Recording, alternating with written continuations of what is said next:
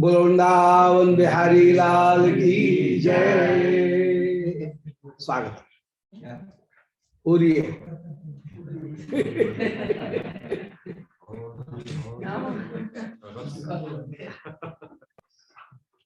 श्री गोविंद जय जय गोपाल जय जय गोविंद जय जय गोपाल जय जय राधा रमण हरि गोविंद जय जय राधा रमण हरि गोविंद जय जय गोविंद जय जय गोपाल जय जय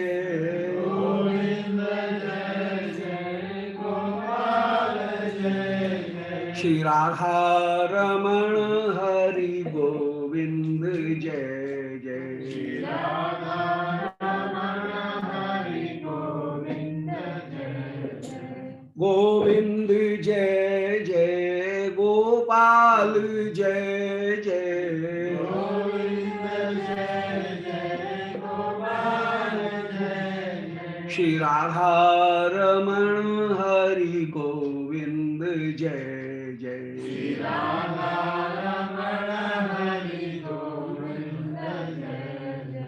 बोलो वृंदावन बिहारी लाल की जय। श्री राधा मदन मोहन देव जी की जय। श्री गोवर्धन भट्ट गोस्वामी पाद की जय। श्री मधुकेल वल्ली ग्रंथ की जय। होली महोत्सव की जय। श्री निताय गौर हरि। ओम नमो भगवते पुराण पुरुषोत्तमाय।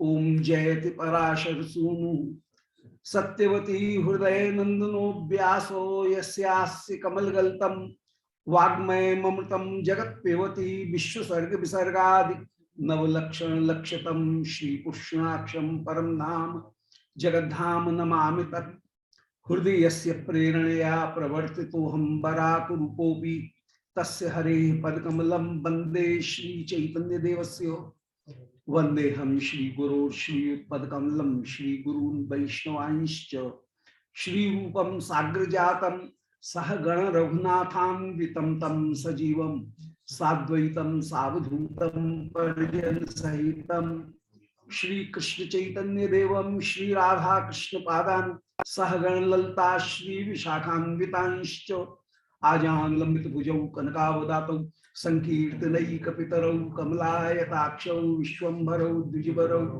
युगधर्म पालौ वंदे जगत्प्रियकरौ करुणावतारौ वंदे कृष्ण पदारविंद युगलम यस्मिन् कुरंगी दुर्शाम वक्षोज प्रणीकृते विलसति स्निग्धोंगरागस्वतः काश्मीरं तलशोणिमोपरितने कस्तूरिकां नीलिमा श्रीखंडम नखचंद्रकांति लहरी निर्व्याजमातन्वते नारायणं नमस्कृत्य नरं चैव नरोत्तमं देवीं सरस्वतीं व्यासं ततो जयमुदीरये वाञ्छाकल्पतरुभ्यश्च कृपा सिन्धुभ्य एव च पत्तानां पावनेभ्यो वैष्णवेभ्यो नमो नमः।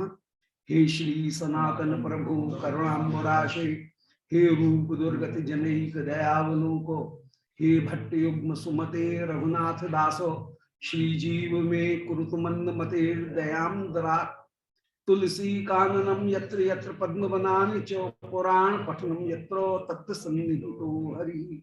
बोलो श्री वृंदावन बिहारी लाल की जय।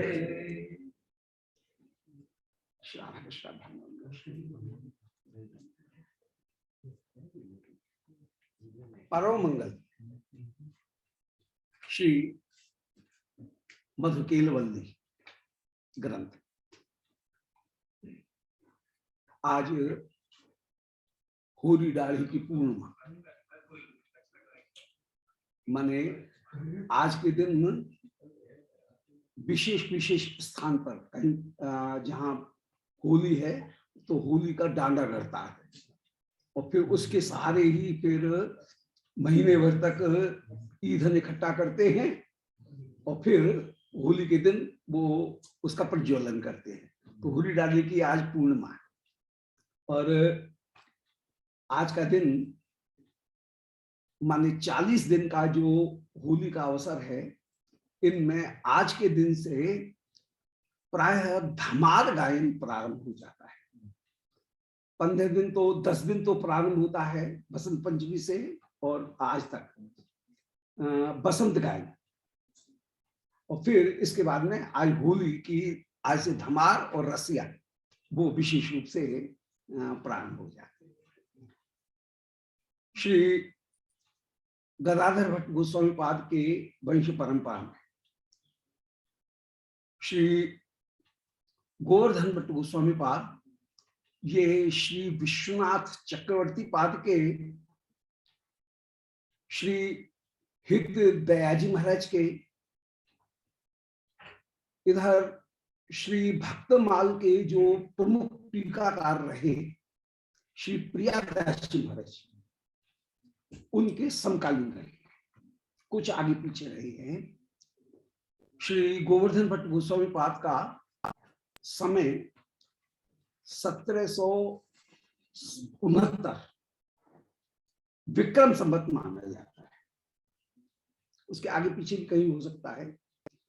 श्री प्रियादास जी का जो समय है वो 1740 है, 25-30 वर्ष प्रियादास जी महाराज जिन्होंने भक्तमाल मुख्य रूप से नावादास जी ने लिखी, और नावादास जी के बाद में भक्तमाल जिन्होंने विशेष रूप से भक्तमाल की टीका की, और उसके आधार पर ही प्रमुख चरित्र सब प्रकट हो रहे हैं। वे सारे चरित्र श्री प्रियादास जी ने प्रकट किए, तो उनके समकालीन रहे। और श्री गोवर्धन भट्ट गोस्वामी पाद ने 4 ग्रंथों को प्रकट किया विशेष रूप से। एक तो मधुकेलवल्ली, एक रूप सनातन स्तोत्र, एक राधा कुंड स्तव, और एक उनकी जो भक्त नामावली, उस भक्त नामावली में उन्होंने अपने समय के बहुत सारे जो विद्वान हैं उन विद्वानों का परिचय दिया। तो उसका एक ऐतिहासिक महत्व भी है।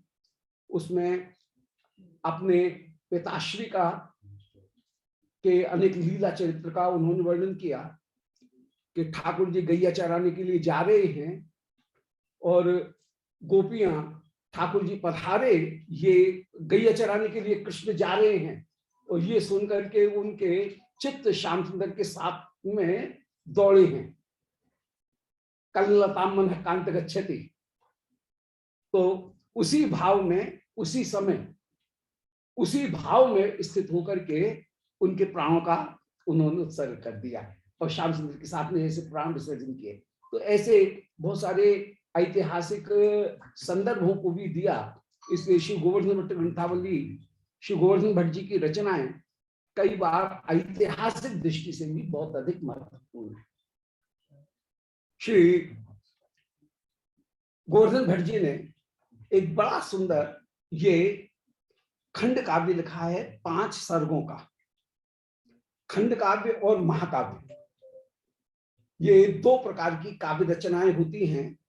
खंड काव्य उसे कहते हैं जहां पर किसी एक घटना या किसी एक उद्देश्य को प्रस्तुत करते हुए जीवन का या उपास्य का जो वर्ण विषय है, उस वर्ण विषय का प्रस्तुतिकरण किया जाए।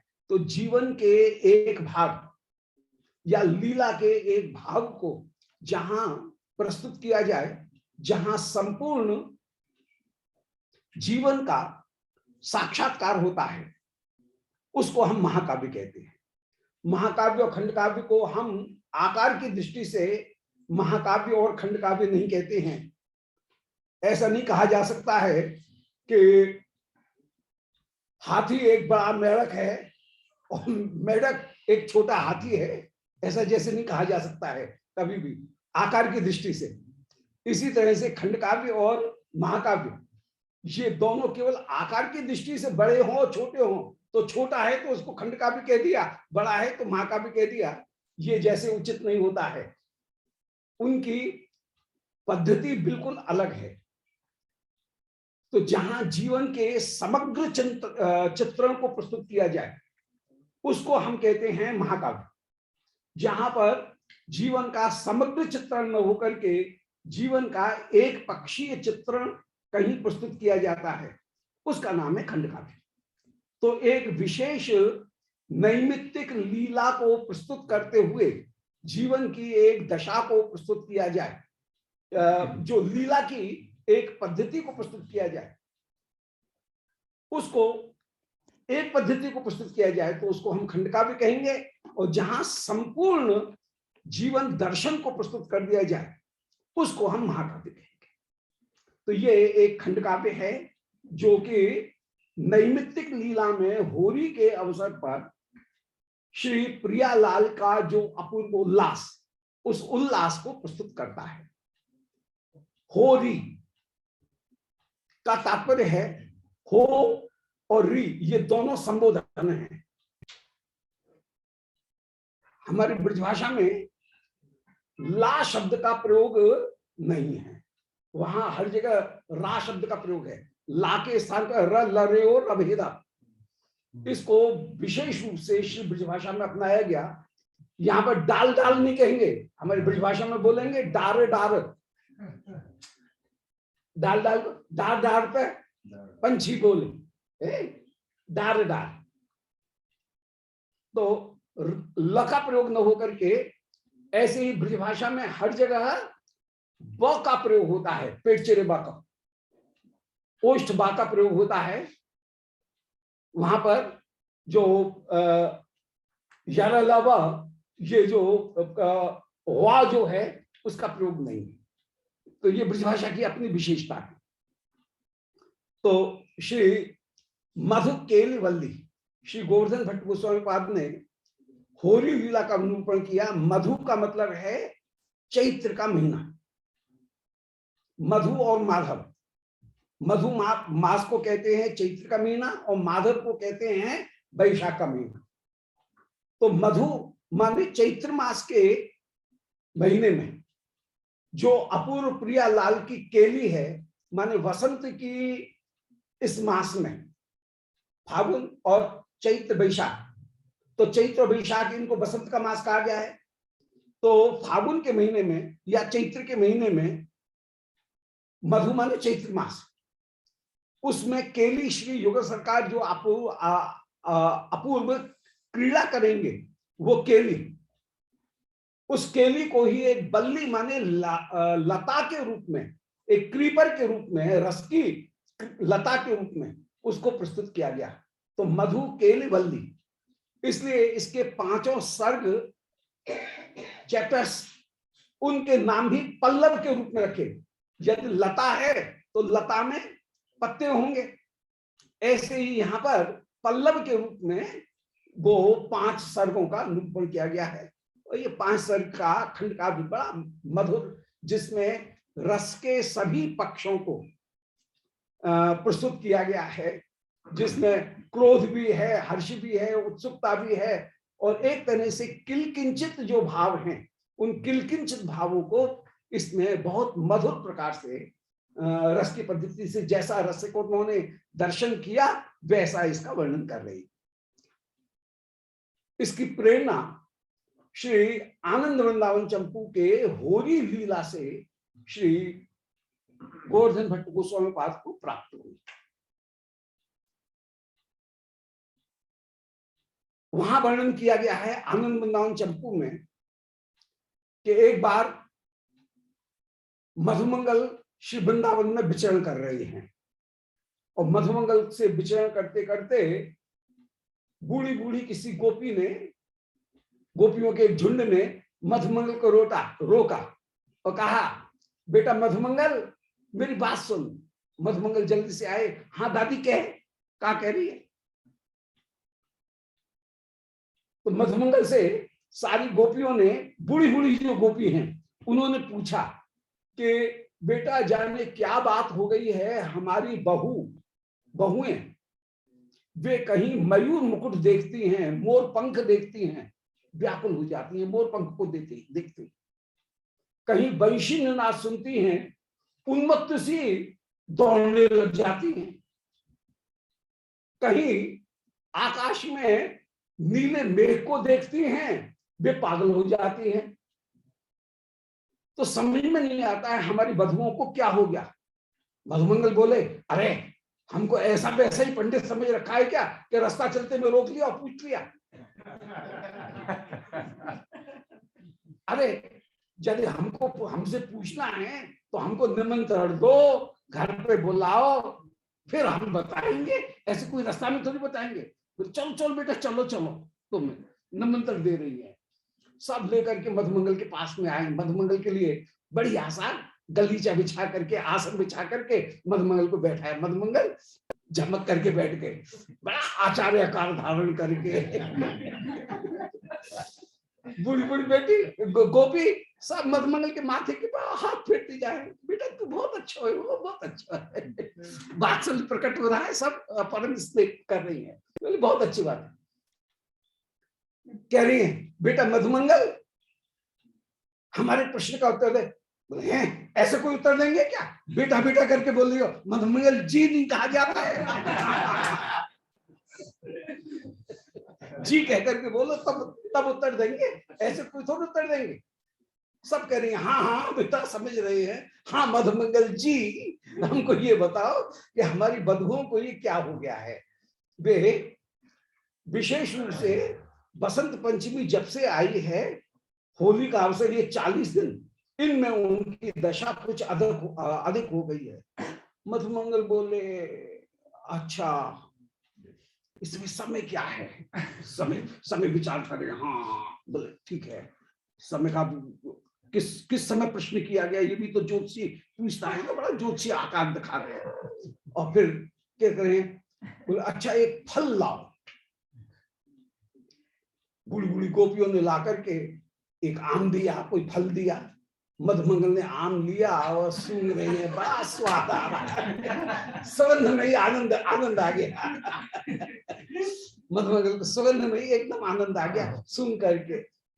और फिर एकदम गंभीर बन करके, आचार्य आकार बन करके प्रभाव डालने के लिए, बिल्कुल अच्छा एक बात बताओ, तुम्हारी बधू समेरे संध्या, त्रिकाल संध्या के समय कहीं घर के बाहर निकलती हैं क्या? क्यों नहीं निकलती? निकलती हैं, निकलेगी क्यों नहीं? बोले ओहो बड़ा भारी चक्कर हो गया है। कभी बिना कुल्ला किए हुए जूठन मुंह ये निकल गई हैं और इनके ऊपर एक पिशाच लग गया है। कौन पिशाच? मदन पिशाच लग गया है। मधुमंगल कह रहे हैं इनके ऊपर मदन पिशाच लग गया है। बोले पिशाच कहां पे लगा? बोले कुंज की तरफ नहीं क्या? बोले हाँ कुंज की तरफ तो जाती हैं, यमुना जल भरने जाते हैं, कुंज भी पड़ती हैं। बोले बस कुंजेचर कोई मदन पिशाच तुम्हारी बधुओं के ऊपर लग गया है, और ये पिशाच बड़ा जिद्दी है। ये छोटे मोटे झाड़ पूंछ से ये भागता नहीं है। इसका एक उपाय कोई न करना पड़ेगा। सब कह रही हैं मधुमंगल बेटा तुम तो पौर्णमासी जी के नाती हो, तुम तो ज्योतिष के तत्व को अच्छी तरह जानते हो। बोले हाँ हाँ मैं तो ज्योतिष के पूरे तत्व को जानता हूं, और ज्योतिष का पूर्ण मुझे ज्ञान है। और ज्योतिष के तत्व के साथ में, जैसे ज्योतिष के साथ में मंत्र चाहिए और मंत्र के साथ में तंत्र चाहिए, तो मैं ज्योतिष मंत्र और तंत्र तीनों को जानता हूं। ज्योतिष के द्वारा जो दृश्य ज्योतिष है उसका व्यक्ति के ऊपर फलित ज्योतिष में क्या प्रभाव पड़ रहा है, और फलित ज्योतिष के में जो ग्रह नक्षत्र या जो बाधाएं आई हैं उन बाधाओं के क्या मंत्र हैं और उन मंत्रों का प्रयोग कैसे किया जाएगा, ये सब मुझे पता है। तो ज्योतिष मंत्र और तंत्र तीनों यदि पूरे होते हैं तब विद्या पूर्ण होती है, नहीं तो विद्या अधूरी रहती है। केवल कोई ज्योतिष के को जान ले उससे नहीं, उसे मंत्र भी आना चाहिए, उसे तंत्र भी आना चाहिए। मुझे तो कुछ कुछ गुरुजनों की कृपा से प्राप्त है। बोल मधुमंगल हमारी बधुओं का देख करके बताओ क्या इसका कोई उपाय है? बोले हाँ मेरे पास में उपाय है। तुम्हारी बधू उनको एक व्रत लेना पड़ेगा। बोले क्या व्रत? कि होली के इन 40 दिनों में बसंत पंचमी से लेकर के और होली की पड़वा तक पति का मुख दर्शन न करते हुए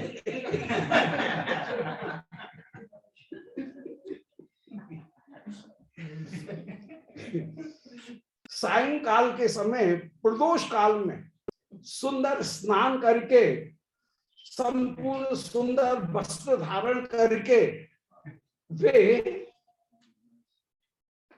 हाथ कमर में फेंट में गुलाल बांध करके कंधे के ऊपर पिचकारी लेकर के बसंत पूजन की थाली उनको सजा करके होली की थाली गुलाल इनकी थाली को संग में लेकर के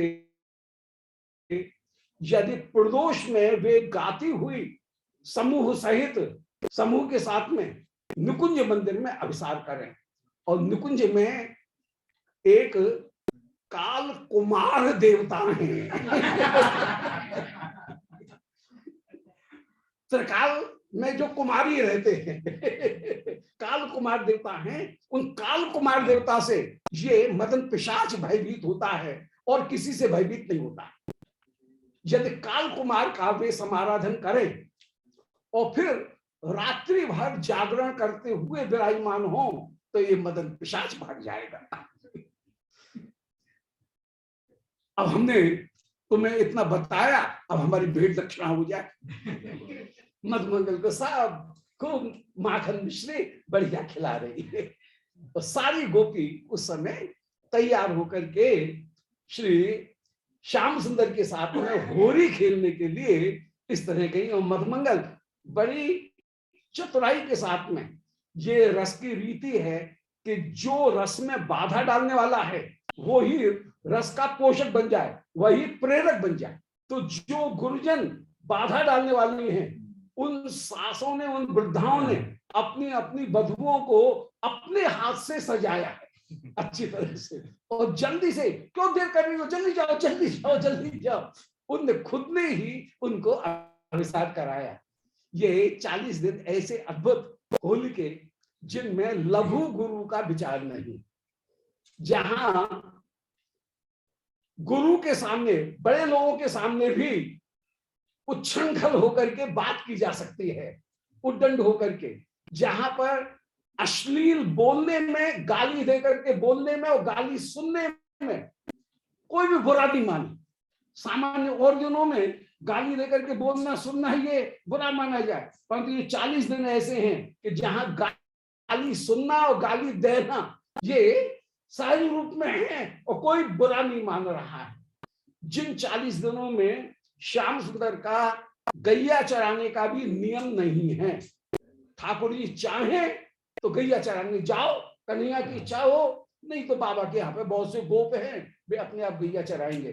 कृष्ण का भी गोचारण का जहां नियम नहीं है, परंतु फिर भी कृष्ण जा रहे, क्योंकि इस बहाने इन 40 दिनों में जो श्री प्रियागण उनके साथ में होली खेलने का नित्य अवसर उनको प्राप्त है, इसलिए वे आनंद पूर्वक 40 दिन में जाते हैं। परंतु गोचारण का भी जहां नियम नहीं है। ये 40 दिन ऐसे अद्भुत जिनमें कुछ भी पहन लो, उल्टा सीधा वेश बदल करके जाना, उल्टे सीधे वस्त्र पहनना, वो भी रस में परम प्रिय लगे। और जहां पर बड़ों से भी हंसी करके बोला जा सकता है और छोटे छोटे बड़ों के साथ में भी मजाक कर रहे हैं, हंसी कर रहे हैं, ऐसे 40 दिन अद्भुत होकर के श्री ब्रज के विराजमान। सो सब जग हो रही और या ब्रज हो रहा। इस ब्रज में और सभी तो हो रही छोटी छोटी सी हो, और यहाँ पे तो हो रहा है बिल्कुल खूब ऊधम की पराकाष्ठा है। तो ऐसी मधुकेली वल्ली ये विराजमान, और इस मधुकेल वल्ली के अंतर्गत ही श्री ब्रज के वृंदावन के आधिपत्य का कहीं स्थापन पूरी तरह से होगा कि वृंदावन की शासिका श्री राधा रानी है, श्याम सुंदर नहीं है।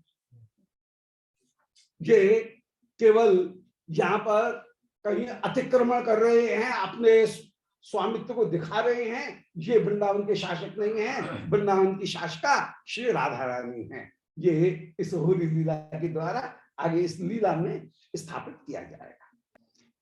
किसी भी काव्य के 5 पक्ष होते हैं। पहला पक्ष है कथा वस्तु। कथा वस्तु माने प्लॉट, उसका कहानी का जो कथा वस्तु है, उसका सब्जेक्ट मैटर, उसका प्लॉट कहानी का। दूसरा है डायलॉग। डायलॉग के द्वारा, संवाद के द्वारा पात्रों के अपने हृदय के भाव को जाना जाता है। काव्य का तीसरा पक्ष जो है, वो तीसरा पक्ष होता है चरित्र चित्रण। प्रत्येक पात्र का अपना कैरेक्टरिस्टिक है और उसके द्वारा उस पात्र के स्वरूप को जाना जाता है। श्याम सुंदर यहाँ पर धीर ललित नायक के रूप में विराजमान हैं। श्री प्रियागण परकिया और उत्सुका होकर के विराजमान है। ये प्रियाओं का जो स्वरूप शास्त्र में वर्णन किया गया, वे सारे गुणों से युक्त होकर के वे प्रियागण विराजमान हैं, नव किशोरी हैं, परम अनुरागिणी हैं, और यहाँ पर वे सब सखी गणों से युक्त होकर के विराजमान है। किसी भी काव्य का चौथा जो पक्ष है वो है एनवायरमेंट, वातावरण। क्योंकि वातावरण में ही पात्रों की सजीवता प्रकट होती है। वातावरण नहीं हो तो संस्कृति कहीं प्रकट नहीं होगी, उनका अपना व्यक्तित्व सामने प्रकट नहीं होगा। तो वो व्यक्तित्व, उसका प्रकाशन करने के लिए श्री वृंदावन वह भी एक सखी के रूप में विराजमान है, और श्री वृंदावन ने वसंत ऋतु में अपनी शोभा को विशेष रूप से प्रकट किया हुआ है। तो वातावरण महत्वपूर्ण है। पांचवा जो पक्ष है वो पांचवा पक्ष है उद्देश्य। जो लीला है उसका उद्देश्य, यहाँ पर लीला का उद्देश्य श्री श्याम सुंदर की अनुकूल नायक रूपता प्रस्तुत करना, यही लीला का उद्देश्य है। प्रेम वश्य होकर के श्री श्याम सुंदर विराजमान हैं, प्रेम के वशीभूत होकर के श्याम सुंदर विराजमान हैं, और श्याम सुंदर श्री प्रिया के प्रेम के अधीन होकर के उनकी सेवा करने में प्रवृत्त हों। जो विरोध है उस विरोध का समापन कि मैं वृंदावन का राजा हूं, इस अभिमान को त्याग करके श्री राधिका चरण दास्य को स्वीकार करते हुए रस में वे विराजमान हो। ये इस पूरे नाटक का, पूरी खंड काव्य का उद्देश्य है। और इसके साथ साथ यदि नाटक है तो एक छठा पक्ष भी होता है। वो छठा पक्ष कहलाता है नाटकीयता। उसको स्टेज के ऊपर कैसे प्रस्तुत किया जा सकता है, ये तो जो नाटकीयता है। तो इस प्रकार किसी काव्य के ये 6 पक्ष हैं। दृश्य काव्य के 6 और श्रव्य काव्य के 5। कि उसमें प्लॉट है माने कथा वस्तु, चरित्र चित्रण, वार्तालाप, वातावरण, उद्देश्य, और उसके साथ ही साथ में कहीं जो ड्रामेटिक जो एक्शंस हैं वो उसमें कितने हैं, ये उसमें अच्छी तरह से प्रकट किया जाता है। तो इनके माध्यम से वो काव्य और भी अधिक, इन वस्तुओं के माध्यम से काव्य और भी अधिक मधुर रूप में सामने प्रस्तुत होता है। तो श्री मधुकेल वल्ली में श्री प्रियालाल की वो ही होरी लीला का यहाँ निरूपण कर रहे हैं। बोलो श्री वृंदावन बिहारी लाल की जय। हो कहे बरनत जोरी, ताको नाम कहियत होरी। महावाणी जी में होरी शब्द की परिभाषा दी गई कि हो कह करके अरिया अरिया अरिया ऐसा कहकर के जहां युगल सरकार की शोभा का वर्णन किया जाए उसका नाम होली लीला है। ये सखी का स्वभाव है कि सखी जिस रूप माधुरी का दर्शन कर रही है, प्रेम माधुरी का दर्शन कर रही है, वो उसका वर्णन किए बिना नहीं रह सकती, क्योंकि सुख का तात्पर्य है खा माने विस्तार, जहां अपने हृदय के विस्तार को प्रस्तुत किया जाए, शोभन रूप में उसको दूसरों को भी दिया जाए, ऐसा विस्तारात्मक मन का जो स्वरूप है उसको कहेंगे सुख। इसके विपरीत दुख होता है जहां मन का संकोच होता है। तो दुख सर्वदा संकोचात्मक है और मिलन वह विस्तारात्मक है। मिलन में अपने आनंद को सब जगह बांटने की स्थिति होती है, जबकि दुख में अपने आनंद को, अपने हृदय के भाव को केवल अपने तक ही छिपाने की स्थिति होती है। उसमें विस्तारात्मकता, भाव के विस्तारात्मकता उसमें नहीं होती है। तो ये आनंदात्मक उल्लास का ये स्वरूप है। हमारे लिए श्री श्याम सुंदर तत्व तो हैं, परंतु तत्व होते भी वे लीला विहारी हैं और उनकी लीला में विस्तारात्मकता ही ज्यादा विराजमान है।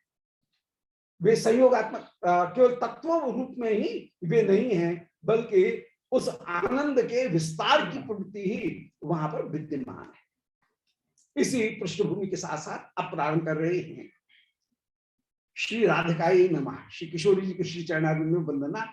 मधुकेल वल्ली माने होली की ऋतु में, मधुमास में, चैत्र के महीने में जो श्री प्रियालाल की केली है वो ही एक लता के रूप में यहां विकसित हो रही है।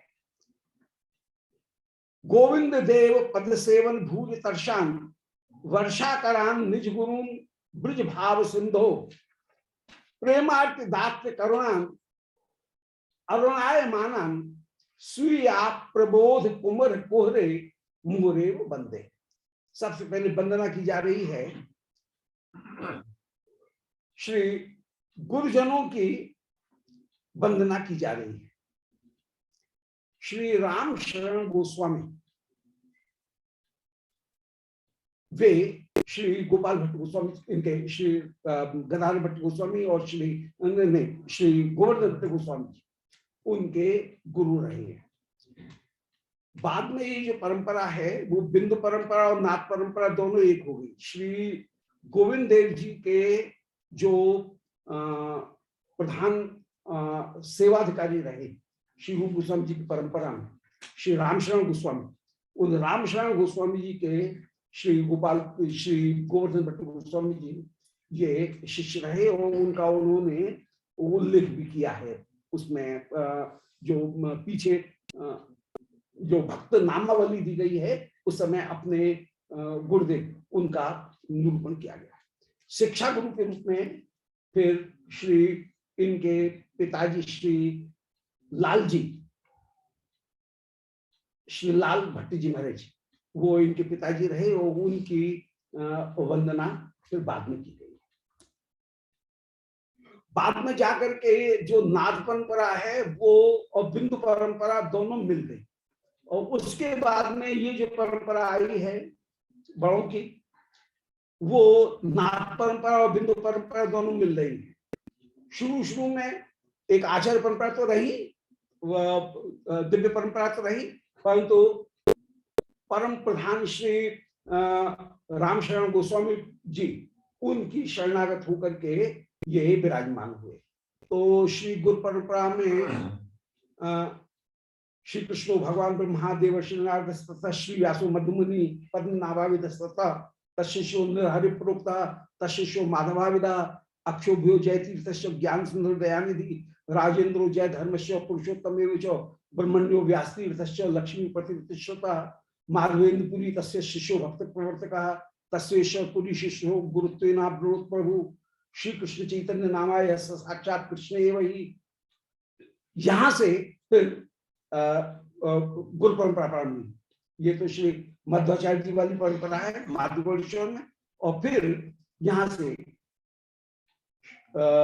श्री कृष्ण चैतन्य नामय साक्षात गदाधर पंडिताक्ष। श्री गदाधर पंडित उनकी परंपरा उनके साथ में जुड़ी और गदाधर पंडित की परंपरा में ही प्राय अधिकांश लोग सम्मिलित रहे। श्री चैतन्य चरितामृत में श्रीमद महाप्रभु की परंपरा में 4 परंपराएं उनका स्थापन किया गया। विशेष रूप से चैतन्य चरितामृत के प्रारंभ में आदि लीला में एक है मुख्य शाखा जो कि श्री चैतन्य की शाखा है, चैतन्य महाप्रभु के। दूसरे है नित्यानंद प्रभु की शाखा। तीसरी शाखा जो है वो अद्वैत प्रभु की शाखा है, अद्वैत शाखा। चौथी शाखा श्री गदाधर शाखा। ये 4 शाखाओं का निरूपण किया। तो श्री गदाधर पंडिताक्ष कृष्ण प्रभु को, फिर अनंताचार्य तस्शिष्य गोस्वामी हरिदास को, नित्यानंदाभिधस्त गोस्वामी शिवराम का, गोविंद शिष्योभूत जगन्नाथ परम श्री राम शरणाक्षो। श्री राम शरण गोस्वामी जी वो बड़े प्रधान, बड़े प्रबुद्ध रहे और उस समय श्री गोविंद देव जी यहाँ पर विराजमान कहीं रहे होंगे। गोविंद देव जी 89 वर्ष तक प्रकट होने के बाद में 89 वर्ष तक श्री गोविंद देव जी वृंदावन में विराजमान रहे।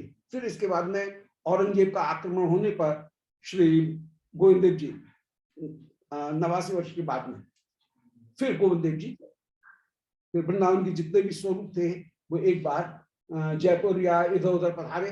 राधा जो सब एक बार पधारे, फिर वापस कुछ स्वरूप आए, कुछ नहीं आए।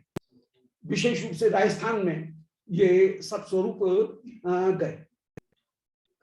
तो श्री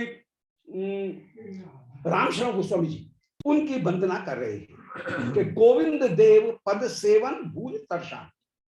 श्री गोविंद देव के चरण सेवा इनके लिए जिनकी अपूर्व तृष्णा है, गोविंद देव इनके पद सेवन में जिन श्री रामशरण गोस्वामी पाद की अत्यंत अत्यंत तृष्णा है। वर्षा करान, और जो अपूर्व प्रेम की तृष्णा की वर्षा करने वाले हैं, माने उत्कंठा की वर्षा करने वाले हैं। निज गुरु श्री गदाधर भट्ट गोस्वामी की परंपरा में शिक्षा गुरु में के रूप में और साक्षात दीक्षा गुरु के रूप में श्री रामशरण गोस्वामी पाद, श्री रामशरण गोस्वामी पाद उनकी वंदना में निज गुरु ब्रज भाव सिंधु, जो ब्रज भाव सिंधु की वर्षा करने वाले हैं, ब्रज के भाव सिंधु की वर्षा करने वाले हैं। प्रेमार्थ दात्र करना, और प्रेम की व्याकुलता प्रदान करने में जो अत्यंत अत्यंत करुणा युक्त हैं। अरुणाय माना, वे अरुण के समान हैं जो प्रेम की आरती की का दान करने वाले हैं। आप बताओ कोई आरती की प्रार्थना करेगा क्या आरती मिले, व्याकुलता मिले? यहां व्याकुलता की प्रार्थना की जा रही है कि हम में व्याकुलता उत्पन्न हो, ये प्रार्थना करिए। प्रेमार्थ दान, प्रेम की आरती उसको प्रदान करें, क्योंकि सहस्त्र सहस्त्र परिवत्सर से तापक क्लेशानंद कहीं अंतर्धान हो गया है, उस मैं कृष्ण से अलग हो गया हूं, ये जो व्याकुलता है वो समाप्त हो गई है। ऐसी प्रेम की आरती को जो कृपा करके प्रदान करने वाले, प्रेमार्थ दान। तो प्रेमार्थ दात्र करुणा, प्रेम की आरती प्रदान करने में जो अत्यंत करुण है, और अरुणाय माना, और जो अरुण के समान है। जैसे सूर्योदय के पूर्व अरुण उदय होता है, ऐसे कृष्ण कृपा रूपी, कृष्ण प्रेम रूपी सूर्योदय के पहले श्रीमद गुरुदेव की कृपा रूपी सूर्योदय की प्राप्ति हो। गुरुदेव भगवान बिना गुरु कृपा के, बिना गुरु अनुग्रह के श्री कृष्ण प्रीति की प्राप्ति हो ही नहीं सकती है। सबसे पहला अनिवार्य अपरिहार्य यदि कोई साधन है वो है श्रीमद गुरुदेव के चरणारविंद में निष्ठा। गुरुदेव के चरणारविंद में निष्ठा नहीं है तो न नाम निष्ठा हो सकती है, न धाम निष्ठा हो सकती है, न स्वरूप निष्ठा हो सकती तीनों निष्ठाएं तब तक नहीं होंगी जब तक कि गुरुदेव के चरणारविंद में निष्ठा नहीं होगी। इससे भक्ति के लिए अपरिहार्य घटक है, कोई फैक्टर है, अनएवॉइडेबल यदि कोई है तो वो फैक्टर है श्री गुरुदेव के चरणारविंद में अपूर्व निष्ठा। उनकी कृपा के द्वारा ही प्रेम की प्राप्ति होगी। तो प्रेमार्थ दात्र करुणाम, प्रेम की व्याकुलता प्रदान करने में जो अत्यंत करुण है, और अरुणायमानम, जो अरुण के समान है। जैसे सूर्योदय के पहले अरुणोदय होता है, ऐसे सूर्या प्रबोध कोहरे मुह एव बंदे, हमारा हृदय वह है अप्रबोध कोहर। जैसे कहा जाता है डार्कनेस बिफोर डॉन, ऐसे ही जैसे सूर्योदय के पूर्व का अंधकार, ऐसे अंधकार छाया हुआ है। परंतु श्री गुरुदेव इनकी कृपा होने पर, गुरुदेव के उदय होते ही जैसे जितना भी अंधकार है वो अपने आप दूर हो जाएगा। अरविंदो ने विशेष रूप से ये बात कही कि डार्कनेस बिफोर डॉन, हमारे इस युग में जितनी भी व्याकुलता दिख रही है, जितनी भी गलीच निर्लज्जता, जो बुराइयां दिख रही हैं, इनसे घबराओ मत। ये बिल्कुल उसी प्रकार है जैसे कि सूर्योदय के पूर्व अंधकार रहता है, परंतु सूर्योदय के उदय होते ही वह सारा अंधकार जैसे अपने आप दूर होता है।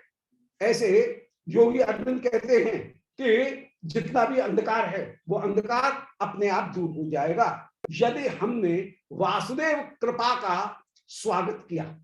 उनके सिद्धांत में वासुदेव कृपा, यहाँ पर बात सिद्धांत तो वो ही है, सब कहने के पद्धति अलग अलग है। मान श्रीमद गुरुदेव की कृपा के द्वारा जो अप्रबोध कुहर है, अज्ञान रूपी कुहर माने अंधकार, वो अंधकार अपने आप दूर हो जाएगा।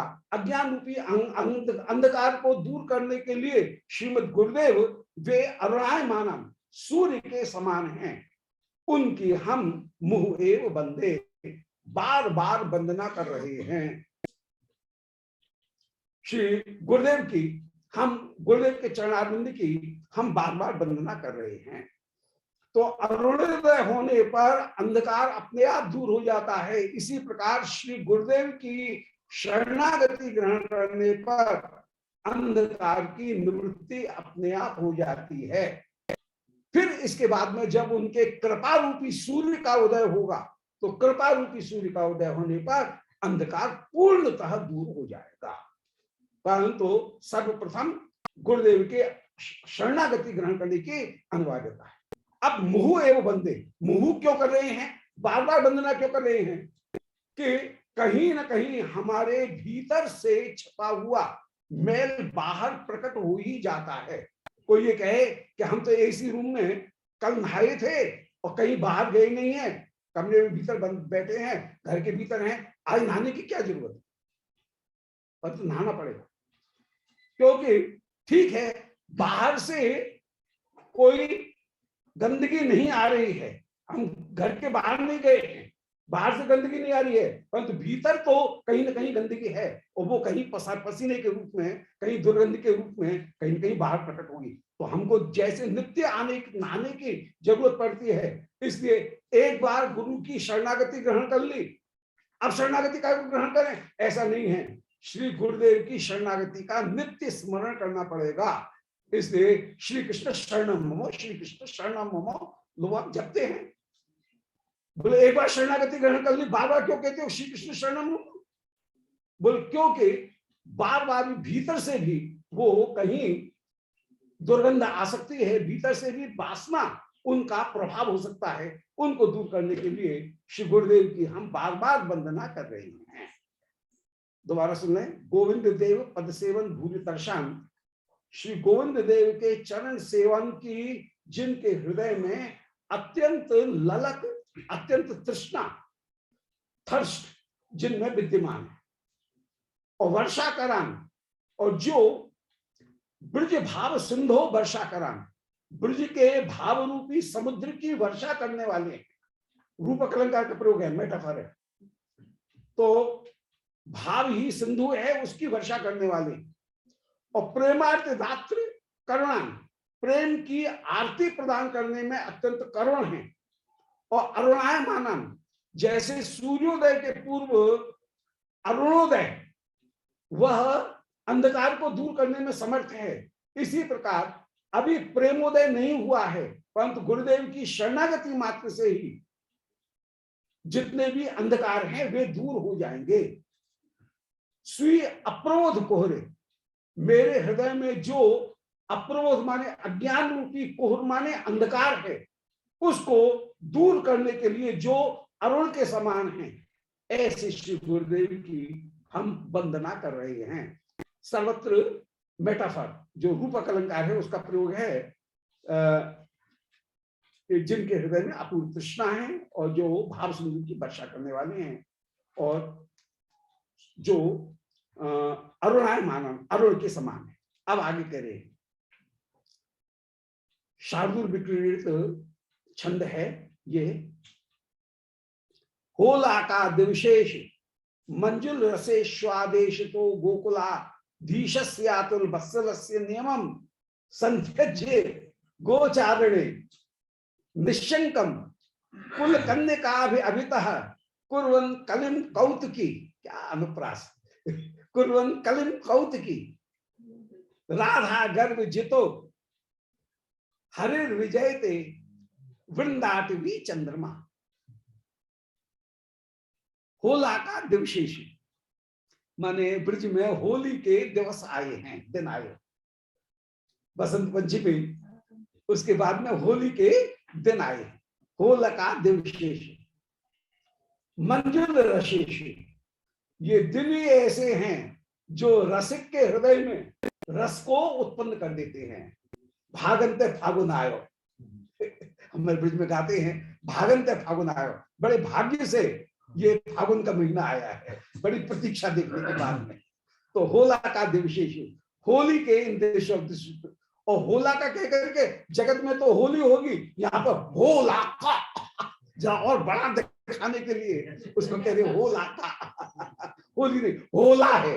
तो होला का दिवशेष, होली के इन दिवसों के दिनों के आने पर मंजुल रसेशु, जिनमें मंजुल रस विराजमान है। आदेश तो गोकुलाधीश, श्री नंद बाबा ने भी कन्हैया को छूट दे रखी है कि 40 दिन की बेटा तुम्हें छूट है, गैया चराने जाओ मचाओ, जो पहनना हो जो कहना हो, बस आनंद से तुम रहो, खूब खेलो कूदो, कोई टोकने वाला नहीं है। तो यहाँ पर सारी वर्जनाएं समाप्त हो गई। तो आदेश तो गोकुलाधीश, श्री नंद बाबा ने आदेश दे दिया है, ब्रजराय ने आदेश दे दिया है। अतुल वत्सल से नियमम संत्यज्य, अतुल वात्सल्य वाले हैं श्री कृष्ण, नंद बाबा का परम वात्सल्य है। तो नियमम संत्यज्य गोचारणे, गैयाओं को चराने का जो नियम है वो भी कृष्ण का छूट गया है। 40 दिन इच्छा हो तो गैया चराने जाओ, इच्छा हो तो मत जाओ। तो गोचारण के नियम को भी छोड़ दिया है। छोड़ते नहीं है क्योंकि इस बहाने तो उधम करने का मौका मिलता है, छोड़ेंगे कैसे, बल्कि इसको तो और ज्यादा आग्रह पूर्वक नहीं, हम तो जाएंगे। तो संत जी गोचारण पर बाबा की तरफ से छुट्टी है। निशंकम कुल कन्या अभितः कुर्वन कलिम कौतुकी, आज कुल कन्याओं के साथ में आमने सामने आकर के कलह करने का ऐसा अवसर कहाँ मिलेगा महाशय को, महाशय जी को। ये इन रसिक श्रोमणी को उन कुल कन्याओं के साथ में कलह करने का ऐसा अवसर कहाँ मिलेगा, इस अवसर को तो ढूंढ रहे हैं। तो निशंक कुल कन्याओं के साथ में कलह करने के लिए कुर्वन कलिम, वे कौतुकी श्री कृष्ण, वे ऊधमी कृष्ण, कौतुक करने वाले लीला बिहारी कृष्ण।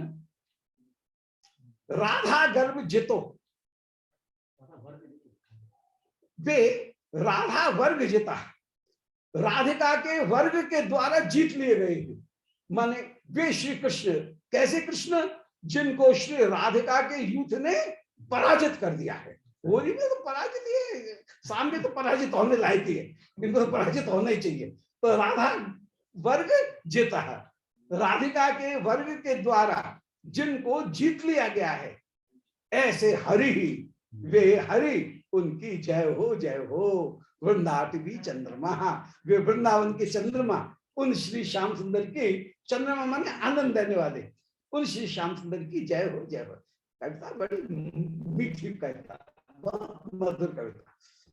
दोबारा, होलका देवशेषु, होली के 40 दिनों में, मंजुल रसेशु, जो मंजुल रस वाले हैं, आदेश तो गोकुलाधीशस्य, श्री नंदराय के आदेश को प्राप्त करके, श्री नंदराय कैसे हैं?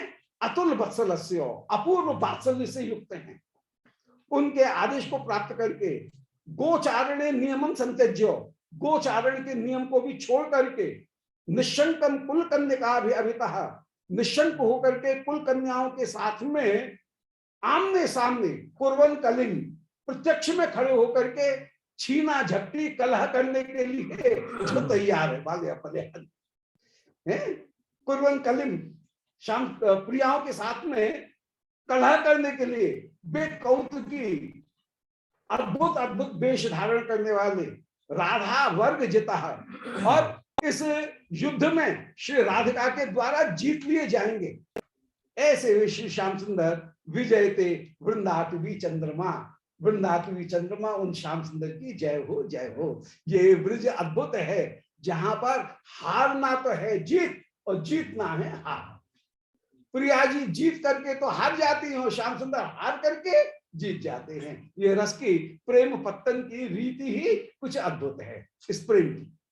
आगे कह रहे हैं, चित्तन को वित्नोति गोकुल युव द्वंद्वस्य लोकत्रये, वक्तुम चित्त चरित्र मत्र मतिमान तर्कांचिता पंडिता, श्री रूपामल पाद युगल शुद्धा लवेनोन्मदो मंदो हम रचयाम्य हम विलसतम वृंदाटवी नाथयो। पद की पदशैया कितनी सुंदर है, एकदम शब्द कोई कठोर शब्द नहीं, एकदम कोमल कांत पदावली, जहां पर ट ठ ढ ढ श ऐसे जो कठोर शब्द हैं उनका प्रयोग नहीं है, केवल दंत ओष्ठ कंठ इन वर्णों का ही पूरी भाषा में सहज रूप में प्रयोग है। तो चित्तम को वित्नोत गोकुल युवत द्वंद्वस्य लोकत्रये वक्तुम चित्र चरित्रम, कौन ऐसा व्यक्ति हो सकता है जो कि श्री गोकुल युवत द्वंद्वस्य, गोकुल के नव युवक युगल, गोकुल के इस किशोर युगल के, नव युग माने किशोर और द्वंद्व माने युगल, तो किशोर युगल श्री मदन मोहन के वक्तुम चित्र चरित्रम, अद्भुत चरित्र का वर्णन करने में कौन अपने चित्त को वित्नोति, कौन लगाएगा? यदि उसका चित्त मतिमान तर्कान चित्त पंडिता है, यदि बुद्धि में लगा हुआ है और तर्क में लगा हुआ यदि कोई है, तो ऐसा तर्क वाला कौन ऐसा मूर्ख व्यक्ति होगा जो कि श्री गोकुल के चित्र, गोकुल के युग नवयुग इनके चरित्र के गायन में अपने चित्त को लगाएगा।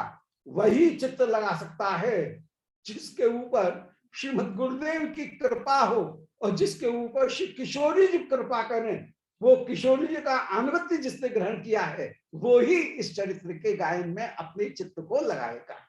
अन्यथा जो कठिन चित्त वाले हैं उनसे इस रस को बचाना चाहिए। भक्त साम्र सिंधु में रूप गोस्वामी जी ने कहा कि जरन मीमांसका द्रक्ष कृष्ण भक्त रस सदा, कि जो कृष्ण भक्त रस है उसको खबरदार, जो जरन मीमांसक पूर्व मीमांसक हैं उन पूर्व मीमांसकों से बचा के रखना, तार्किकों से बचा करके रखना, उनके सामने इसका विवेचन मत करना।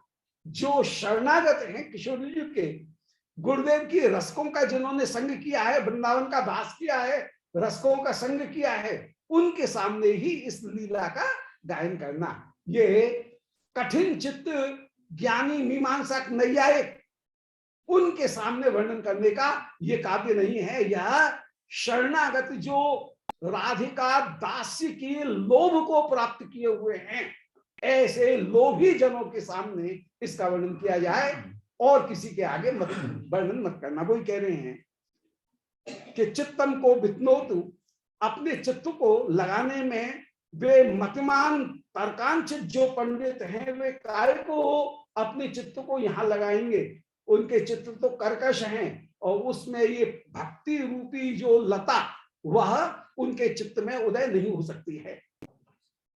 किनके हृदय में होगी कि श्री रूपामल पाद पद्म युगल श्रद्धा लवे नोन्मदा।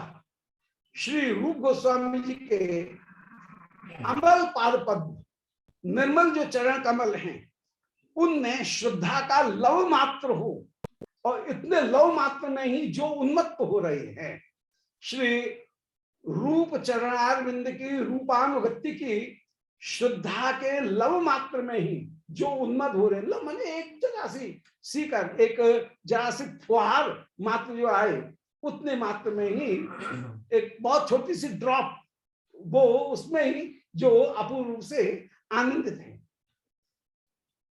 शुद्धा लवेनोन्मदा, ऐसा मैं मंद रचयाम्य हो बिलसतम वृंदाटवी नाथ हो। श्री वृंदाटवी नाथ इनके इस विलास लीला का, इनकी इस युगल लीला का, होरी लीला का मैं आज गायन करने के लिए प्रस्तुत हो रहा हूं। अन्यथा जिनके चित्त मतिमान हैं, तर्क से युक्त हैं, वे इस लीला में चित्त काय को लगाएंगे। परंतु श्री रूप के अमल पाद पद्म युगल की श्रद्धा लव जिनके हृदय में, तो आज कृष्ण चरणों की भक्ति का लेश, यह कृष्ण चरणों की सेवा करने का जरा सा लेश मात्र जो है वह भक्ति का कारण है। जब कृष्ण भक्ति की प्राप्ति हो जाती है तब साधु संग ही कहीं मुख्य कारण बन जाता है। कृष्ण सेवापेक्षा लेश यही भक्ति का मूल कारण है, और भक्ति जन में सेहो पुनः है मुख्य अंग। वो ही साधु संग भक्ति के उत्पन्न हो जाने पर मुख्य अंग बन जाता है। भक्ति में प्रवेश कराने का प्रारंभिक अंग है साधु संग। साधु संग कब होता है? वो साधु संग प्राप्त होता है किसी के हृदय में यदि ये अभिलाषा हो कि मैं श्री मदन मोहन की सेवा करूं, ये यदि अभिलाषा है तो वो साधु संग करेगा, और साधु संग जब करेगा तब साधु संग ही मुख्य अंग बन जाएगा। ओहो, ये जैसी बात को थोड़ी सी समझने वाली है। यदि किसी के हृदय में तनिक सा कृष्ण कथा को सुन करके जरा सा ये अभिलाषा हुई कि आहा, श्री गोपिकागण जैसे श्याम सुंदर की सेवा कर रही हैं, क्या ये सेवा मुझे मिलेगी? ये लोभ हुआ। श्रुते कृष्णादि माधुर्य दृष्टे धीर यदपेक्षते नात्र शास्त्रम न युक्तिम च तल लोभोत्पत्ति लक्षण। लोभ की उत्पत्ति हुई ब्रज गोपिकागणों के प्रेम को, ब्रजवासियों के प्रेम को देख करके कि आहा, ऐसा प्रेम मुझ में भी तब उत्पन्न होगा। और इस लोभ के कारण फिर उसने किया भक्त संग, मान गुरुदेव की शरणागति ग्रहण की। थोड़ा सा लोभ हुआ, श्रवण गुरु के श्रवण करने से लोभ उत्पन्न हुआ। लोभ उत्पन्न होने के बाद में फिर उसने दीक्षा और शिक्षा गुरु इनकी शरणागति ग्रहण की।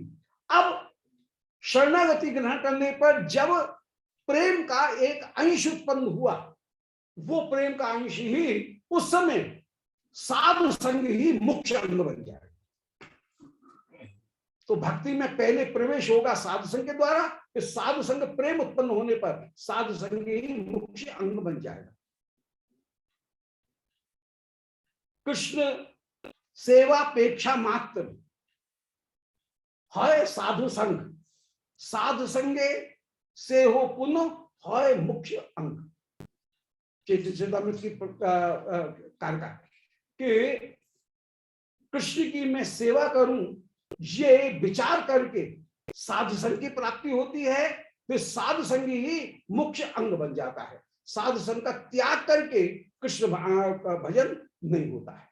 तो यहाँ पर कोई कह रहे हैं कि श्री गोकुल युवक के इनके चरित्र का गायन करने में जो तर्क युक्त व्यक्ति हैं वे कोई भी रुचि नहीं रखते हैं, परंतु श्री रूप के चरण कमलों का आश्रय ग्रहण करके मैं आज इस कविता में प्रवृत्त हो रहा हूं और उनका त्याग नहीं कर रहा।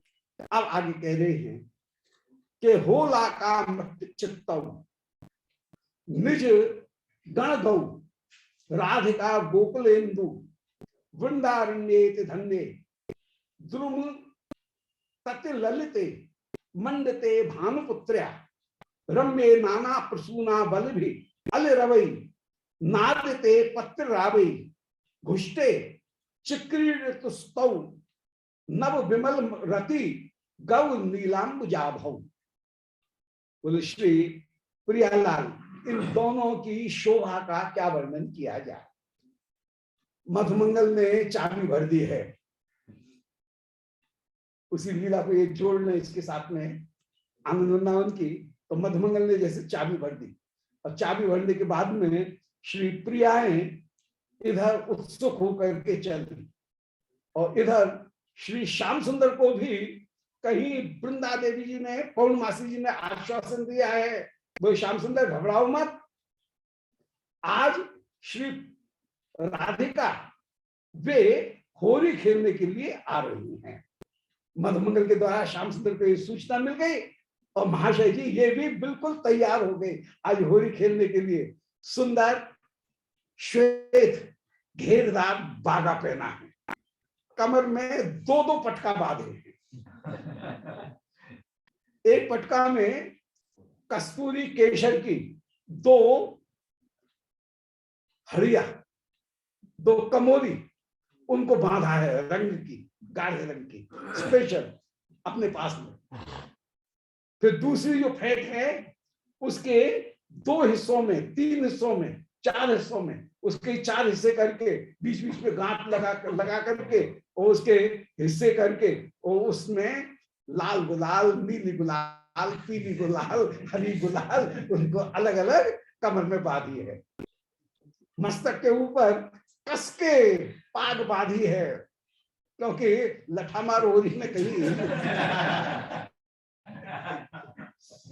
कस के पाग बांधी है। कम पीठ के ऊपर सुंदर ढाल, वहां उसको बांधा है, तो ढाल की जरूरत पड़ेगी, पिटाई होगी तो उस समय ढाल से रोका जाएगा।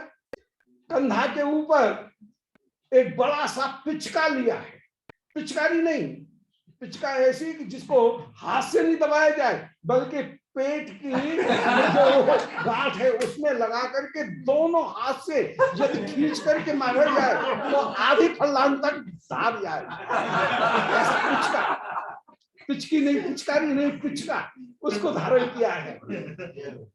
कंधे पर एक और फूलों का बड़ा सुंदर जो तरकस है, पुष्प गेंद और पुष्प बाण का वो तरकस, कंधे के ऊपर पुष्प धनुष, कान में मकराकृत कुंडल और सुंदर तिलक धारण करके, भुजाओं में, हाथ में रत्नजटित आभूषण और फूलों के बाजूबंद, इनको धारण करके हो ऐसा कहते हुए जहां पर होली खेलने के लिए ये भी निकसे हैं। और श्री सखीगण भी हो ऐसा कहती हुई आज निकसी हैं। आज बंद ठन निकस्यो है खेलन भाग, नंद को लाड़ो। श्री नंददास जी की बड़ी सुंदर धमार है कि आज बंधन करके श्री श्याम सुंदर भाग खेलने के लिए निकले हैं। श्री प्रिया जी भी सुंदर श्रृंगार धारण करके, बंधन करके आज होली खेलने के लिए निकसी हैं। आगे कह रहे हैं, जिन्होंने श्री राधिका युगल चरण से प्रीति मानी, नंददास मुक्तिता है नौन कैसो पानी। तो जिन्होंने श्री राधिका चरणों से प्रीति धारण कर ली है, ऐसे व्यक्ति के लिए मोक्ष प्राप्त करना, सायुज्य मुक्ति, वो तो नौन का पानी है। रस का पान करने वाला कोई ये कहे नौन का पानी पी लो, तो नौन का पानी कहीं पिया गया। तो नंददास मुक्तता है नौन के सो पानी, वो नौन के पानी के समान। तो ऐसे श्री श्याम सुंदर निकले हैं। तो वही कह रहे हैं, होला का मत चित्ताऊ, दोनों होली के होरियार हो रहे हैं। हमारे यहाँ पे एक शब्द का प्रयोग होता है होरियार, माने होली खेलने का अत्यंत अत्यंत जिनमें उल्लास है। तो होली के होरियार बन करके हो ऐसा कहते हुए उधर से सखियों का झुंड चला है और इधर से श्याम सुंदर का झुंड चला है। होला का मत चित्ताऊ, निज निज गण गौ, अपने अपने गण के साथ में विराजमान है। और श्री प्रिया विशेष रूप से श्री एक हाथ में कमल लेकर के या एक हाथ में सखी के हाथ में पकड़ा रखी है पिचकारी। श्री विशाखा उनके कंधे पर हाथ रख करके कहती जा रही हैं, बोले अरे सखी श्याम सुंदर के दर्शन होंगे ना, ऐसे उत्कंठा प्रकट करती हुई श्री प्रिया चल रही हैं। एक हाथ में सुंदर पिचकारी ले रखी है और ये भी कमर में फेंट बांध करके, गुलाल बांध करके आज होली खेलने के लिए चली। तो निज निज गण गौ, अपने अपने गण में विराजमान हैं। श्री राधिका के दाहिनी ओर विशाखा जी हैं, बाईं ओर श्री ललिता जी। राधिका गोकुलेंदु, श्री राधिका गोकुलेंदु ये दोनों ही आप धीर ललित नायक हैं। विदग्धो नवतारुण्य परिहास विशारदा निश्चिंतो धीर ललिता स्यात् प्रायः प्रेयसी बशा। प्रेयसी बश होकर के ये दोनों निकले। वृंदारण्य धन्य, श्री वृंदारण्य अत्यंत अत्यंत धन्य हैं। जो श्री वृंदा माने राधा रानी, उनका अरण्य है, अर्थात राधिका का अधिकृत क्षेत्र है। और श्री राधिका ने जहां पर वृंदा देवी को मालिनी के रूप में वृंदावन की रक्षा करने के लिए नियुक्त किया है, वृंदारण्य धन्य।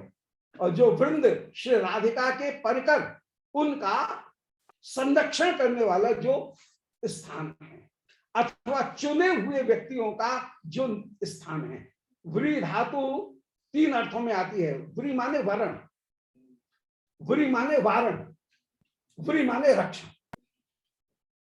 तीन अर्थों में व्री धातु का प्रयोग होता है। वृंद, व्री माने जिनको राधा रानी ने चुन लिया है।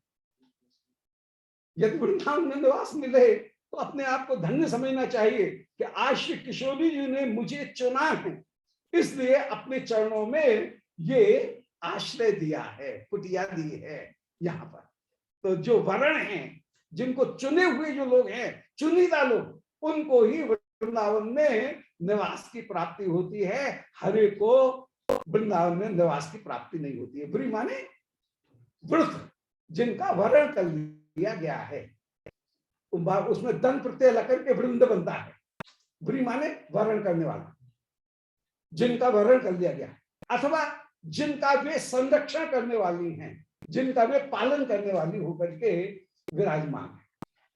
और वारण माने यहां भजन में आने वाली जो आपत्ति हैं, उन आपत्तियों को श्री राधा रानी ही दूर करने वाली हैं। ऐसी जो वृंदजन हैं, माने रक्षित, चयनित, रक्षित और पालित, चयनित, रक्षित और पालित, आपत्तियों से रक्षा, निज कृपा के द्वारा पालित और चुनी हुई, ऐसी जो जन हैं, उनका जो अरण्य होकर के विराजमान है, निर्भय स्थान हो, उसका नाम है अरण्य, वृंदारण्य। जहां पर रण्य माने रण करने योग्य कोई न हो, उसका नाम है अरण्य। ऐसा ये उन रसिक जनों का अरण्य स्थान है। तो वृंदारण्य अति धन्य, श्री वृंदावन अत्यंत अत्यंत धन्य हैं। ऐसे वृंदावन में श्री युगल सरकार आप दोनों के दोनों निकले द्रुम तट ललित, जहां पर वृक्षों की पंक्ति, उनसे ततिमन पंक्ति, उससे जो श्री वृंदावन अत्यंत अत्यंत ललित है। और मंडिते भानुपुत्र्या, श्री यमुना जी उनसे सुशोभित होकर के विराजमान, जहां उत्तर वाहिनी कंकणाकार श्री यमुना जी विराजमान है। जैसे कंगन हाथ में पहना जाए तो तीन तरफ से तो बंद रहेगा और एक तरफ से खुला है, उसको अपनी इच्छा के अनुसार कहीं बंद कर लो।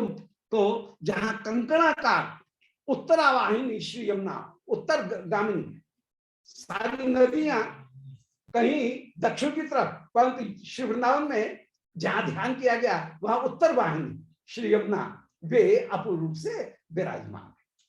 वृंदावन के वर्तमान में भी उत्तर की तरफ श्री यमुना जी विराजमान, उत्तर वाहिनी। वृंदावन में तीन तरफ इस समय वृंदावन की जो पोजीशन है उसमें देखें तो वृंदावन श्री यमुना जी से तीन तरफ से घिरा हुआ है। केवल छठी का जो रास्ता है वो खाली है, और अन्यथा श्री वृंदावन ये दिल्ली से आकर के और फिर दक्षिण की तरफ घूमते हुए फिर श्री वृंदावन वो विराजमान है। वृंदावन कछार में बसा हुआ है, एक कच्छ में बसा हुआ है वृंदावन। इस समय भी स्थिति वृंदावन की वर्तमान में भी यही। तो मंडिते भानुपुत्र्या, जो यमुना से मंडित होकर के विराजमान, ये वृंदावन अत्यंत धन्य है। राधा कृष्ण अपने अपने सखियों के साथ में यहाँ विराजमान है। वृक्षों की पंक्ति से ये सुशोभित होकर के ये विराजमान है।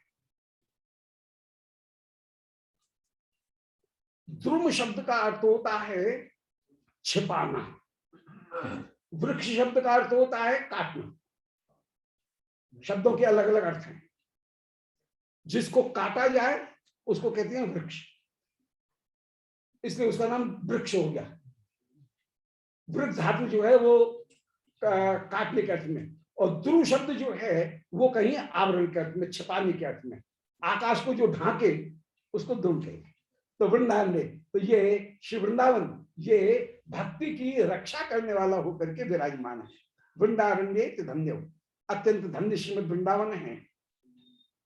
द्रुम तत्व ललते, वृक्षों की पंक्ति से युक्त है। अरण्य है माने इसमें भजन में बाधा नहीं आती है। ये भजन की बाधाओं से मुक्त करने वाला श्रीमद वृंदावन धाम है। रम्य नाना प्रसूना बलि भी, जिसमें अनेक प्रसूना बलि वे विराजमान है। अनधिकारी से छिपाने के लिए केवल अधिकारियों तक ही ये परोक्ष प्रियता का ध्यान रखते हुए यहाँ पर प्रसून कह दिया। अन्यथा यहाँ पर प्रसून का अर्थ मन के भाव और श्री अंग की उत्फुल्लता, सौंदर्य, यही प्रसून शब्द के दो अर्थ है। यदि महावाणी के तालिका के अनुसार देखें तो वहां प्रसून का अर्थ मन के भाव, और यहाँ पर कपोल, नासिका, एड़ी, वक्ष, श्रीहस्त, इन सब को वृक्ष के रूप में ही कहीं प्रस्तुत किया गया। जैसे चमेली जो है जहां में वर्णन किया जाए तो उसका अर्थ वाणी साहित्य में प्रिया जी के एड़ी समझना चाहिए। जहां तिल पुष्प कहा जाए तो वहां पर नास का समझा जाएगा। जहां पर कमल कहे जाए तो वृंदावन में कमल खिल रहे हैं तो कमल का तात्पर्य जहां नेत्र कमल, कपोल कमल, अधर कमल, वक्ष कमल, श्रीहस्त कमल, चरण कमल, नाभि कमल, ये सारे कमल हो जाएंगे। तो जो शोभा है वो शोभा को प्रस्तुत करने वाला। तो श्री वृंदावन वे नव प्रसूना बल भी, नित्य नव नव श्री किशोर जी के श्रीअंग में, लाल जी के श्रीअंग में नव नव सौंदर्य अत्यंत अत्यंत प्रकट हो रहा है। तो नव प्रसूनावली से युक्त श्रीमद वृंदावन है। रवई ना देते, वृंदावन में शुक पिक आवाज कर रहे हैं। शुक पिक कौन है? वो श्री कोयल कंठी शिवप्रिया जी सखीगण, वे ही सब कोयल कंठी हैं। वही कह रहा है वृंदावन में कोयल बोल रही है। अनधिकारी तक से रस को गूढ़ बचाने के लिए कह दिया गया वृंदावन में कोयल बोल रही हैं, भोरा गुनगुना रहे हैं। यहाँ पर सखियों का जो गुनगुन स्वर करना वो ही भौरे। तो शुक पिक जहां पर बोल रहे हैं, शुक नासिका हो गई, पिक कंठ हो गया, इस तरह से विराजमान। और अली माने भोरे, उनसे युक्त होकर के विराजमान। अलकावली वो ही कपोल के ऊपर भोरे होकर के विराजमान। पत्र रावी, पत्री माने पक्षी, पक्षियों का स्वरूप है। घुष्टे चिक्रीड़ तुस्तव, ऐसे श्री वृंदावन में वे श्री प्रियालाल जहां पर पत्र रावई घुष्टे, पत्र राव जहां पर घुष्ट माने स्वर हो रहा है, पत्र रावों की आवाज हो रही है, ऐसे वृंदावन में चिक्रीड़ तुस्तव श्री प्रियालाल ने क्रीड़ा की। नव विमल रति, जो नई विमल रति से युक्त हैं। गौर नीलाम्बुजाभौ, गौर नील अंबुज रूप में हैं। यहां पर एक संकेत कर दिया कि श्री वृंदावन है एक सरोवर, उसमें लीला का एक कमल उत्पन्न हुआ और लीला के कमल में दो डाली निकली, एक आश्रय जाति एक विषय जाति। जो आश्रय जाति डाली थी उस पर सोने का एक कमल लगा, वो ये श्री किशोरी जी, और जो विषय जाति है दूसरी डाली उसमें एक नीला कमल लगा, वो ही श्री श्याम सुंदर है। एक अस्मिन्नेव रसपूर्ण तमेत्यगाधे, प्रेम संपुट में श्री रूप वर्णन कर रहे हैं विश्वनाथ चक्रवर्ती जी कि एक अस्मिन्नेव रसपूर्ण तमेत्यगाधे, एक रसपूर्ण तम अगाध सरोवर है, उसमें एक आश संग्रहित, एक ही प्राणों से पोषित हो रहे हैं दोनों प्रियालाल। माने प्रेम, एक जो प्रेम है वो एक प्रेम से ही दोनों प्रियालाल संपोषित हो रहे हैं। जैसे जो तना है वो तना उसका एक है, परंतु उसमें दो डाली निकली, एक डाली में लाल नील कमल लगा, एक डाली में स्वर्ण कमल लगा। ऐसे ही एक ही जो लीला कमल, उसने लीला कमल में प्रेम रूपी एक ही जल से पोषित होकर के दोनों कमल खिल रहे हैं, नील कमल और पीत कमल, परंतु दोनों एक हैं, दोनों को पोषित करने वाले, एक प्राण दो देह, ये होकर के विराजमान है। तो वो यहाँ पर कह रहे हैं गौर नीलाम्बुजाभौ, गौर नील अंबुज के समान भी दोनों विराजमान है। दोबारा होला का मत चित्तौ, होली के अवसर पर प्रियालाल दोनों ही मतवाले चित्त वाले हैं। निज गण गौ, अपने अपने साथियों को साथ में लेकर के निकले हैं। प्रिया जी अपनी सहचरियों को साथ में लेकर के, श्याम सुंदर अपने प्रिय नर्म सखाओं को साथ में लेकर के निकले। राधिका गोकुलेंदु, श्री राधिका और गोकुलेंदु दोनों के दोनों होली खेलने के लिए निकले। वृंदारण्येत धन्य, श्री वृंदावन अत्यंत धन्य है। द्रुम तति ललते, जो अनधिकारियों से ढांकने वाला है, ऐसे जो वृक्ष हैं उनकी तति माने समूह, द्रुम माने वृक्ष, तति माने समूह, उससे ललित है माने परम सुंदर जो वृंदावन है। मंडते भानुपुत्र्या, जो वृंदावन भानुपुत्री श्री यमुना उनसे मंडित है। यमुना प्रेम रूपा होकर के विराजमान है, पुष्टि शक्ति होकर के श्री यमुना विराजमान है, प्रेम रूपा है। रम्य नाना प्रसूना बलि भी, अनेक फूल जहां पर खिल रहे हैं, यहाँ श्री प्रियाओं के नेत्र कमल, भौं कमल, अधर कमल, नासिका कमल, थोड़ी चुमुक कमल, वक्ष कमल, हस्त कमल, चरण कमल सब खिल रहे हैं। यहाँ पर अनेक अनेक पुष्प खिल रहे हैं, नाना प्रसूना बलि भी। और अले रवई नादिते, भौरों के स्वर से जो श्री वृंदावन नादित होकर के विराजमान है। पत्र रावई, जहां पर शुक पिक ये स्वर कर रहे हैं, हंसगण भी जहां स्वर करते हुए विराजमान। अप्रिया जी के सखियों के नूपुर बजेंगे, हंस की आवाज हो रही है, हंस मंजीर धारण किए हुए हैं। तो शुक जहां पर पक्षी नाद कर रहे हैं, घुष्टे माने युक्त, पक्षियों की आवाज से जो वृंदावन युक्त है। चिक्रीड़ तुस्तौ, वे दोनों ने क्रीड़ा की। नव विमलमती, नई विमलमती वाले हैं। गौर नीलाम्बुजाभौ, गौर नील कमल के समान है। जैसे एक ही सरोवर में एक डाली पर ही, एक नाल में ही दो डालियां निकली हो, एक नील कमल और एक पीत कमल, इस तरह से श्री प्रियालाल दोनों एक साथ विराजमान हैं, ऐसे भी दोनों निकले। राधा सक्षो विरेजो सुललित बसना भूषण भूषितांग, श्री राधिका की जितनी भी सखी हैं वे भी बेरेजू परम सुशोभित हो रही हैं। सुललित बसना, ललित वस्त्र वाली हैं। भूषण भूषितांग, भूषणों से भूषित अंगवादी हैं। गोविंद प्रार्थनीय अभिनय युति तरो वीक्षण गौर भाष। वाह बलिहारी, अपमान सम्मान है यहाँ। हाँ तो गोविंद प्रार्थनीय अभिनय युत तरह, अभिनय पूर्वक जब श्याम सुंदर को देखती हैं तो गोविंद बड़े प्रसन्न होते हैं। महाशय जी बेशरम है।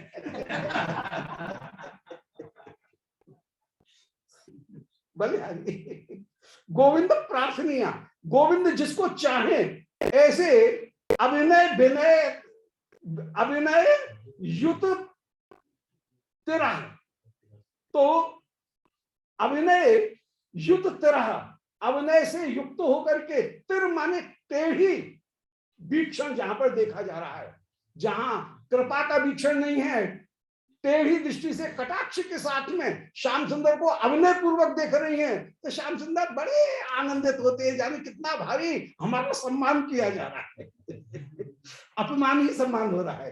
तो गोविंद के द्वारा जहां पर अभिनय युक्त टेढ़ी, तिर माने टेढ़ी जो वीक्षण है, उस वीक्षण को देख करके वे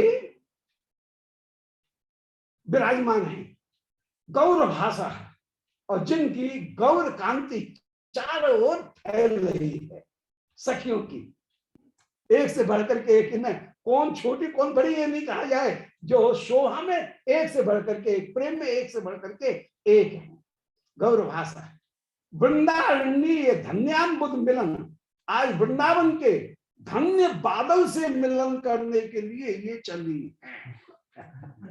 श्याम सुंदर हो गए बादल, देखिए रूप कितना सुंदर। श्री वृंदावनी धन्य अम्बुद, वृंदावन के धन्य अम्बुद हैं श्री श्याम सुंदर, और उनके लिए मिलन के लिए आकुल, मिलन कुल अवाप्ते, मिलन कुल जो है मिलन का समूह, उसको अवाप्ते माने प्राप्त करने के लिए भूर हो गई, अनेक प्रकार से टेढ़ी मेढ़ी होकर के गोपी हो गई बिजली, श्याम सुंदर हो गए बादल।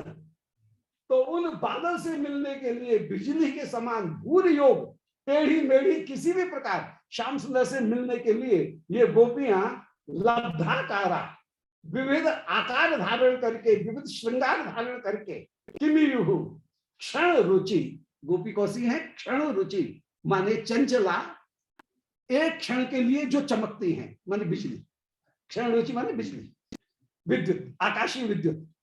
तो बिजली के समान ये गोपियां हैं। क्षण रुचि निचय, निचय माने समूह, बिजली के समूह के समान ये गोपी हैं। भूतलम भाव लुब्धा, मानो ये बिजली ही आज पृथ्वी तल पर आ गई है, भाव में लुब्ध होकर के, मूर्तमान होकर के यहाँ आ गई है। और इनकी प्रत्येक चेष्टा भावपूर्ण है। संक्षेप में राधा सक्षु बिरेजु, श्री राधिका की सखी जो बिजली के समान है, वे बिरेजु मन सुशोभित हुई। सुललित बसना, जिन्होंने ललित वस्त्र धारण कर रखे हैं, मन होली के उपयुक्त सुंदर श्रृंगार धारण करके, झलमल श्रृंगार धारण करते हुए, फेंट वेट बांध करके, घूंघट अच्छी तरह से लेकर के, और अपनी जो ओढ़नी उसको अच्छी तरह से कस करके, ये होली खेलने के लिए पूरी तरह से फेंट बांध करके, अपने जो फरिया, उस फरिया के ऊपर फेंट बांध करके चली। हमारे ब्रिज में है, एक है ओढ़नी, एक है रुमाल, एक है फरिया, ये तीन तरह के ओढ़ना। फरिया और रुमाल उसे कहते हैं जो केवल कंधे कंधे तक हो और ऊपर से कहीं बांध लिया हो। छोटी बालिका जो है वो लज्जा नहीं है, वे रुमाल पहनती है सिर के ऊपर। जो ओढ़नी है वो कमर कमर तक, और फरिया नीचे तक फहराता हुआ चले, उसका नाम फरिया, लहंगा फरिया। ये ब्रज की ये तीन ओढ़नी है। तो उत्तरी वस्त्र जो है वो कभी रुमाल में बालों में बांध लिया जाएगा या खुरस लिया जाएगा, वो रुमाल है। जो ओढ़नी है वो कमर तक है, और जो फरिया है वो लंबा है, पूरा फहराते हुए जो चले। तो यहाँ पर ये सुललित वसना, सुंदर वस्त्र जिन्होंने धारण कर रखे हैं, भूषणाभूषितांग, आभूषणों से आभूषित अंग वाली हैं, गोविंद प्रार्थनी अभिनय युत तीर, गोविंद जिसको चाहते हैं ऐसे अभिनय युक्त तेरह जो वीक्षण है उसको लेकर के ही चलने वाली है। तिरछी श्याम सुंदर की ओर तिरछी दृष्टि डालें, इसको श्याम सुंदर चाहते हैं, तो अवज्ञा पूर्वक श्याम सुंदर की उपेक्षा करती हुई टेढ़ी दृष्टि से श्याम सुंदर को ऐसा कहकर के, बिना श्याम सुंदर को देखे हुए टेढ़ी दृष्टि से देख करके, हाँ हम जा रहे हैं, ऐसा कहकर के श्याम सुंदर को टेढ़ी दृष्टि से देखते हुए जो जा रही हैं, अभिनय से युक्त होकर के जा रही हैं।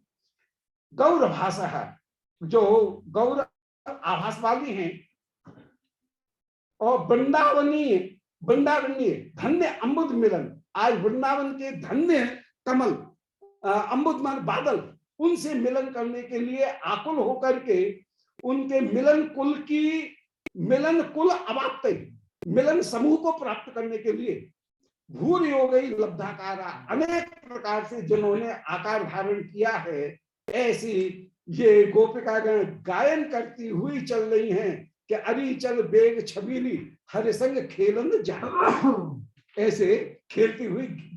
क्योंकि ब्रज की एक संस्कृति है कि यहाँ पर दो गोपी मिली नहीं, चार गोपी, और इनका गाना प्रारंभ हो जाए, ये इनका स्वभाव। अभी भी वो दिखता है गाँव में, अभी भी दिखता है कि चार ब्रजवासिनी मिली नहीं और गाना शुरू हो जाए और गाती हुई चलेंगी। ऐसे सब मिलके आनंद पूर्वक श्री श्याम सुंदर से मिलने के लिए पधारी। बोलो श्री लाल की जय, होली के रसिया जय जय श्री राम।